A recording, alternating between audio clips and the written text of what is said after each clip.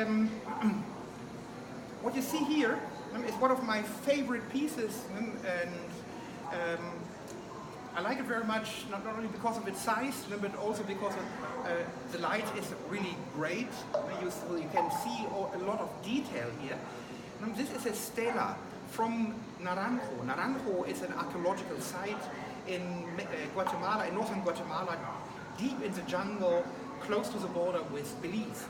And such stelae were erected by Maya kings in order to commemorate time periods, important periods in the Maya calendar. Every 5 years or every 10 years or every 20 years, such monuments were erected by the kings, and these stelae usually contain images of the kings. Then you see here the king standing with all of the regalia of power and kingship. He holds a fan in his left hand and an adorned stick in his right hand. You see an enormous headdress. You can see his face, the nose, the mouth. This is the eye, and he has some adornment here around the eye, which we cannot explain yet very much. A jade pearl, which is in front of his nose.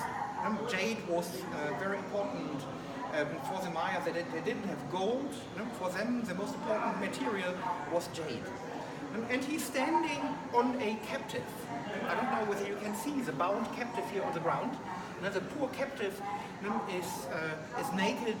He has no ear spools, no headdress.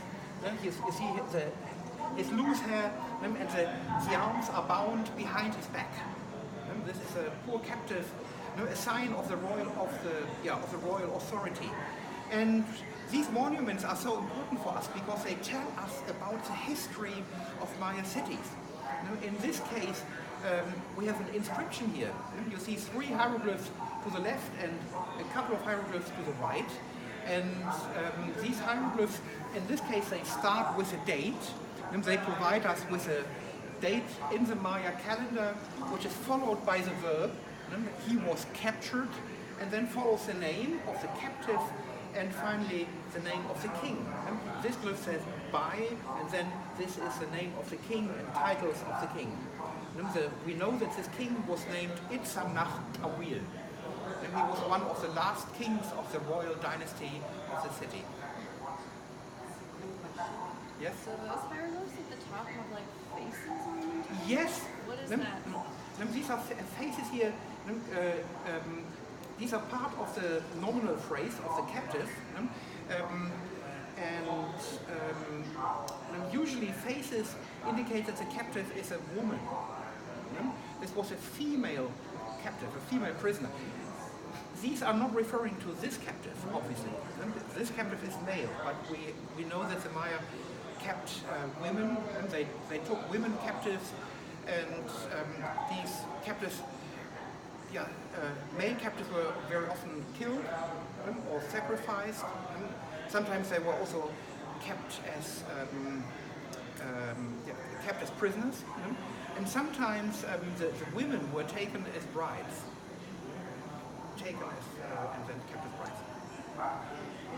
Maybe the hieroglyphs over there might be the good transition. I think it's a good transition. Why don't we go?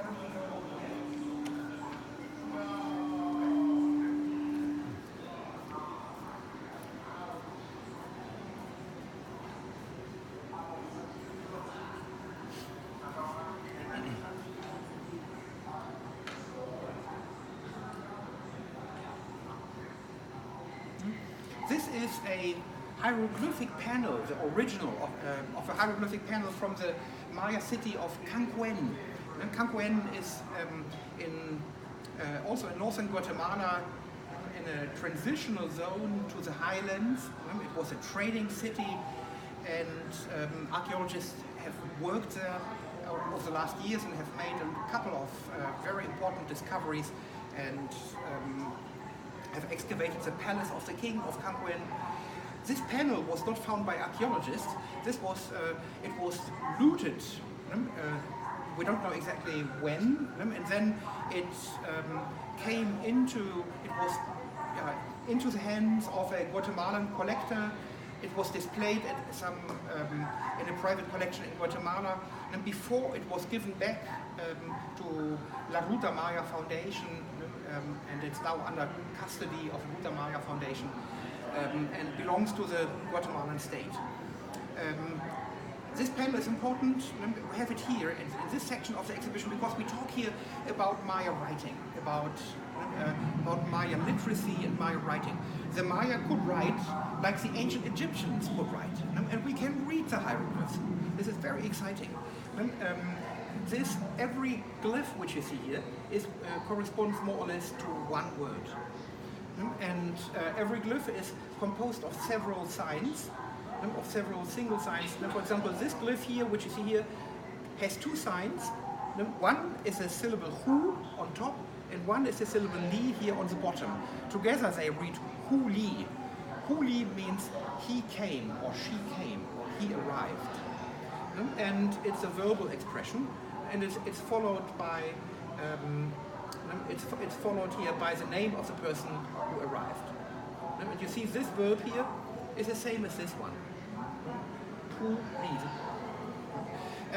Is it read left to right or right to left? It's read in double columns. These inscriptions, the Maya hieroglyphic inscriptions, are always read from left to right, from top to bottom, but in double columns. So 1, 2, 3, 4, you would read like this until you arrive down here, and then you would continue with the next double column, then with the next double column until you reach the end.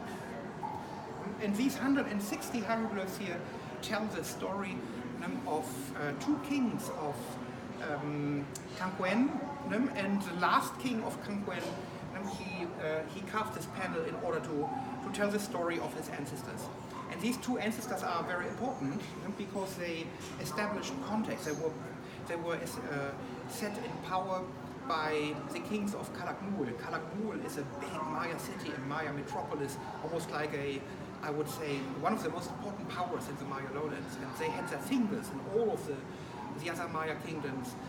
And even the kings of Canquen were inaugurated, they were placed in power under the auspices of the kings of Calakmul.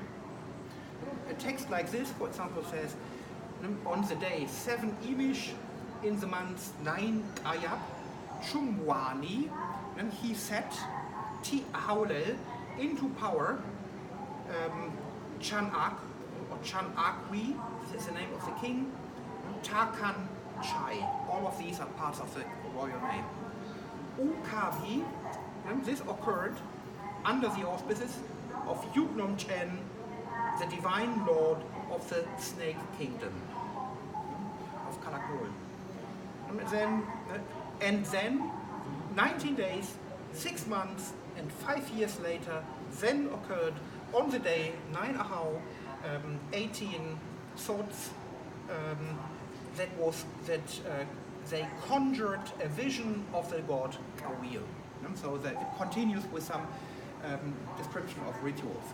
I could, of course, read the entire text, but it would take probably much too long. I love the story that he was 11 years old when he decided that he was going to take on the challenge of mastering Maya hieroglyphs. 11 years old. When I started, nothing was known about Maya hieroglyphs, and I found this very challenging. And as a child, yes, you can imagine. And I was interested in Roman archaeology and Greek archaeology, but it's boring in comparison to Maya archaeology, where you can really make an impact. And there's so much still to discover. Where else in world history can you decipher an ancient writing system? And where else can you still find cities hidden in the jungle? Maya archaeology is absolutely challenging, and it's going on. The writing system has not yet been deciphered fully. It's an ongoing work. We know about 70 or 80% of the hieroglyphs, and every couple of months another hieroglyph is deciphered. It's a long process. You need to learn Mayan languages, but you are all invited to participate.